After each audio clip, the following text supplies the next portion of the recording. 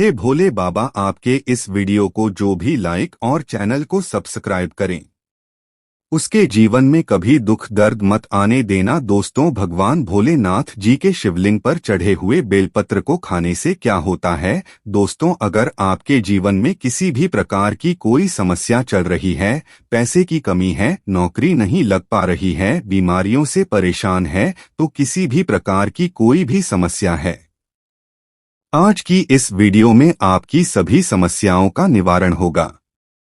दोस्तों, वीडियो आगे शुरू करें सबसे पहले भगवान भोलेनाथ जी के सच्चे भक्त हिंदी पौराणिक कथाएं चैनल की इस वीडियो को लाइक अवश्य कर दें और कमेंट बॉक्स में जय भगवान भोलेनाथ अवश्य लिख दें, जिससे कि भगवान भोलेनाथ जी का आशीर्वाद आपको सीधे प्राप्त हो सके। तो दोस्तों, आखिर क्या होता है? आपने सुना होगा कि जो शिवलिंग होती है उस पर जो बेलपत्र चढ़ाया जाता है, उसके खाने से क्या फायदे होते हैं, कई बार आपने सुना होगा, लेकिन आज आपको वास्तविक बातें पता चलेंगी जो कि आपको कहीं भी नहीं पता चलने वाली। आप लाखों करोड़ों रुपए खर्च कर देंगे, आपको यह जानकारी नहीं पता चल पाएंगी।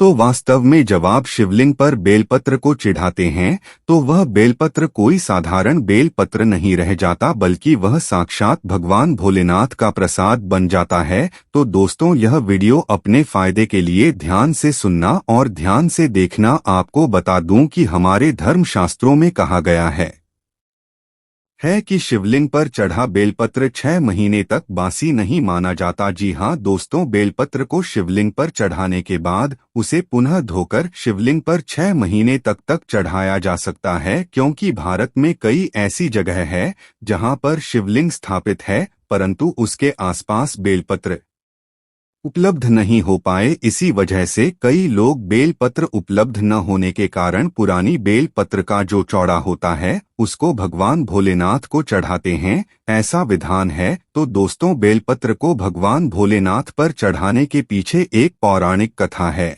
और कथा के अनुसार जब समुद्र मंथन चल रहा था, उसी समय समुद्र मंथन के दौरान अमृत के साथ कई और चीज भी निकली थी, जिसमें से एक विश्व निकला था। विश्व आप जहर भी कह सकते हैं, और यह दृश्य चारों ओर फैलने लगा था। उसी समय पूरी सृष्टि को विश्व से बचाने के लिए भगवान भोलेनाथ ने इस विषय को अपने कंठ में धारण कर लिया था, इसलिए भगवान भोलेनाथ को उसी दिन से नीलकंठ भी कहा जाने लगा। परंतु विश्व के प्रभाव से भगवान भोलेनाथ के शरीर का ताप बढ़ने लगा, जिसकी वजह से आसपास का वातावरण जलने लगा, और वहां देवी देवताओं ने प्राचीन वैद्य सलाहकारों से सलाह ली कि भगवान भोलेनाथ को इस वे से कैसे बचाया जाए।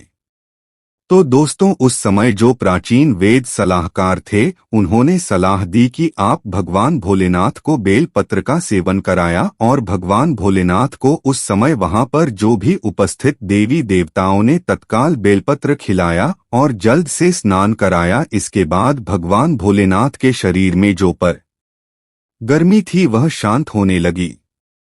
तभी से भगवान भोलेनाथ को बेलपत्र चढ़ाने की परंपरा मानी गई है। दोस्तों, शिवलिंग पर बेलपत्र अर्पित करने के बाद हमें जल्द जरूर चढ़ाना चाहिए, इससे भगवान भोलेनाथ को शीतलता मिलती है और उनका आशीर्वाद हमें प्राप्त होता है। हमेशा ध्यान रखिएगा कि 3 पत्ती वाली जो बेलपत्र होती है वही भगवान भोलेनाथ को आप चढ़ाई है। जहां से बेलपत्र चिकनी होती है उसे तरफ से शिवलिंग पर आपको बेलपत्र चढ़ाना चाहिए। इस बात का आपको विशेष ध्यान रखना है कि कभी भी कटे फटे बेलपत्र भगवान भोलेनाथ को नहीं चढ़ाया जाता है। इसके पीछे भी एक कथा है, क्योंकि जब भगवान भोलेनाथ जी ने गणेश जी का सिर खंडित कर दिया था, तभी से भगवान भोलेनाथ ने संकल्प लिया था कि कभी भी मुझे कोई खंडित चीज है नहीं चढ़ाई जाए, ना ही अर्पित की जाए। तब से भगवान भोलेनाथ जी को कभी भी कोई चीज खंडित नहीं चढ़ाई जाती है, चाहे वह बेलपत्र हो। दोस्तों, आप वीडियो को लाइक कर दीजिए, और वाकई कई में भगवान भोलेनाथ की कृपा पाना चाहते हैं तो चैनल को सब्सक्राइब कर लीजिएगा, क्योंकि हमारे वास्तुशास्त्र के माध्यम से प्रत्येक दिन आपको वैसे जानकारी दी जाएगी जो आपके दैनिक जीवन में आपका जानना बहुत ही जरूरी है। और हिंदू भाइयों को यह वीडियो शेयर भी जरूर कीजिए। तो दोस्तों, शिवलिंग पर अगर आप प्रतिदिन बेलपत्र चढ़िए तो सभी प्रकार की समस्याएं आपकी दूर हो जाएंगी। भगवान भोलेनाथ जी के भक्तों को कभी भी पैसे की समस्या नहीं रहती है। जो बेलपत्र को तिजोरी में रखते हैं उनके तिजोरी में बरकत आती है, पैसे की समस्या खत्म हो जाती है। दोस्त, तो आप इस वीडियो को ध्यान से देखते रहिएगा, क्योंकि बेलपत्र से जुड़ी संपूर्ण जानकारी आपको यहां पर प्राप्त होगी। साथ में यह जानकारी हमारे सभी हिंदू भाइयों बहनों को जानना अत्यंत आवश्यक है। दोस्तों, इस प्रकार की जानकारी बहुत ही अनमोल होती है, बाद में चलकर यह जानकारी हमारे लिए काफी फायदेमंद साबित हो दी है। तो आइए जानते हैं बेलपत्र संबंधित कुछ विशेष जानकारी। दोस्तों, हम आपको बता दें कि प्राचीन पुराणों में बताया गया है कि कुछ विशेष समय होता है जिनमें बेलपत्र को कभी भी नहीं तोड़ना चाहिए। जी हाँ दोस्तों, कुछ विशेष तिथि जिन बेलपत्र को आपको कभी भी नहीं तोड़ना चाहिए, जैसे कि हमारे धर्मशास्त्र में रहते हैं, बेलपत्र को हमेशा चतुर्थी, अष्टमी, नवमी, दशमी, अमावस्या और पूर्णिमा और संक्रांति के तिथि में आपको कभी भी नहीं तोड़ना चाहिए। साथ में सोमवार के दिन बेलपत्र को कभी भी नहीं तोड़ना चाहिए, क्योंकि विशेषकर बेल के पेड़ पर भगवान भोलेनाथ सोमवार के दिन वास करते हैं। क्योंकि बेलपत्र के संपूर्ण हिस्से में भगवान भोलेनाथ का वास माना जाता है। बेल पेड़ के मध्य भाग में भगवान विष्णु जी का भी वास माना जाता है। और दोस्तों, मैं आपको बता दूं कि जो बेलपत्र के जो बेल होता है, इसकी पत्तियों में शक्ति मानी जाती है, अर्थात सभी हमारे देवी देवताओं का जो शक्ति होता है उसके अंदर समाहित होती है। इसलिए आपको कभी भी सोमवार के दिन बेलपत्र नहीं तोड़ना चाहिए। दोस्तों, इसके अलावा प्रतिदिन दोपहर 12 बजे के बाद भी आपको बेलपत्र कभी नहीं तोड़ना चाहिए। हमारे धर्मशास्त्रों में लिखा है, और फिर भी 12 बजे बाद अगर बेलपत्र को तोड़ते हैं तो इससे आपको पाप लगना निश्चित।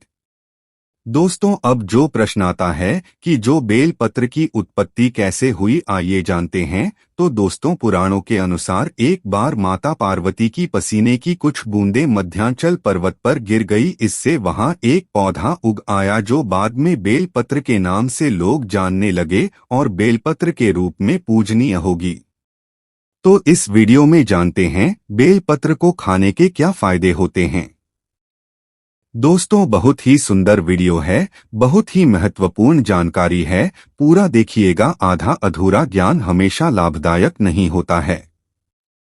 देखिए, जब बेलपत्र को भगवान भोलेनाथ जी की शिवलिंग पर चढ़ाते हैं तो वह बेलपत्र एक बेलपत्र नहीं रह जाता है, बल्कि वह भगवान भोलेनाथ का प्रसाद बन जाता है, जो कि असाध्य बीमारियों को दूर करने में, आपकी पीढ़ी को हर में एवं जीवन में चल रही सारी समस्याओं को दूर करने में समर्थ बल है। क्योंकि बेलपत्र को भगवान का प्रसाद के स्वरूप माना जाता है, इसीलिए वह आपके लिए अमृत जैसा बन जाता है। तो आखिरकार शिवलिंग पर चढ़े बेलपत्र को नित्य रूप से खाने से क्या फायदा मिलता है, क्या बदलाव आते हैं हमारे जीवन में, इसके बारे में जानेंगे। लेकिन दोस्तों, शिव जी पर चढ़ा बेलपत्र को खाने से शरीर के सभी प्रकार के रोग दोष दूर हो जाते हैं। शरीर में जितने भी रोग होते हैं, अगर आप बेलपत्र नृत्य रूप से कहते हैं तो आप लोगों से बचते हैं। रोग दोष, पित्त दोष का प्रदोष या 3 प्रकार के दोष बताए गए हैं, और इन्हीं 3 प्रकार के दोषों की वजह से आपके शरीर में अन्य दोष उत्पन्न होते हैं। अगर आप अपने जीवन में बिना रोगों के रहना चाहते हैं तो आपको बेलपत्र का नित्य सेवन करना चाहिए। दोस्तों, आपने देखा होगा कि हमारे जीवन में कई लोग होते हैं जो मीट, मछली, मुर्गा जैसे तामसिक भोजन कर लेते हैं, शराब पीते हैं, चैनी, खैनी, गुटखा, तंबाकू, ये सब चीज जो होती है उसका ग्रहण करते हैं, परंतु एक समय के बाद उन्हें लगता है कि जो वह खा पी रहे थे वह गलत चीज है। परंतु आप वह जो पाप कर चुके हैं उसको कैसे खत्म करें, तो दोस्तों मैं आपको बताना चाहूंगा ने कम से कम ज्यादा नहीं तो 1 महीने में 10 से 15 बार अगर आप भोलेनाथ भगवान शिव शंकर पर चढ़ा हुआ बेलपत्र का प्रसाद धारण करेंगे तो जो तामसिक गुण होते हैं वह पूर्णतः आपके शरीर से खत्म हो जाएंगे। आपने कभी भी मीट, मछली इस प्रकार का कुछ भी सेवन किया है, आपने शराब पिया है, आप इस पाप से मुक्ति पाना चाहते हैं तो आपको नित्य बेलपत्र का सेवन करना अत्यंत आवश्यक है। इसके सेवन से आपके शरीर शुद्ध होता है। आप अपने अशुद्ध शरीर को पूर्ण रूप से स्वस्थ बनाने के लिए पूर्ण संपन्न पाए जाते हैं। आपको भगवान भोलेनाथ के इस प्रसाद को ग्रहण करना अत्यंत आवश्यक है। आज ही से शुरू कर दीजिए। नित्य 5 बेलपत्र शाम में खाई है। अगर नित्य कहते हैं तो यह आपके शरीर में तामस गुण को समाप्त कर देगा। किसी भी प्रकार की बीमारियां हैं पूर्णतः समाप्त कर देगा। बेलपत्र खाने से आपका भाग्य भी बदलने लगेगा। आपका भाग्य बलवान हो जाएगा। दोस्तों, कैसे भी आपका दुर्भाग्य हो, जिस समय से आप बेलपत्र खाना शुरू कर देंगे आपका दुर्भाग्य सौभाग्य में बदल जाते हैं कि किस्मत आपकी तकदीर फिर आपके अनुरूप चलने लगती है। इसके बाद आयुर्वेद में भी कहा जाता है कि बेल पत्र को खाने से आपका जो रक्त होता है, खून होता है, अगर खून संबंधित रक्त संबंधित कोई बीमारी है, नित्य 5 बेल पत्र खाए। 5 बेलपत्र खाने के बाद आपके शरीर में जो खून में किसी भी प्रकार की गंदगी है वह धीमे धीमे खत्म होने लगेगी। आपका शरीर बहुत ही स्वच्छ हो जाएगा। 1 बेलपत्र का यह दूसरे दिन 2 बेलपत्र दिखाइए, तीसरे दिन 3 बेलपत्र चाहिए। इस प्रकार से आपको जो बेलपत्र खाने का क्रम है उसको बढ़ाना होगा। धीरे धीरे खाइए, लेकिन खाना जरूर है ताकि आपके शरीर का जो खून है वह बिल्कुल शुद्ध हो जाए, साफ हो जाए। दोस्तों, आपको बता दूं कि जो बेलपत्र होता है वह फिल्टर करने का काम भी करता है आपके शरीर को। जैसे आपके शरीर में कितनी होती है, किडनी क्या करती है, जो पानी होता है, जो खून होता है उसको फिल्टर करती है, उसी प्रकार से जो बेलपत्र है वह भी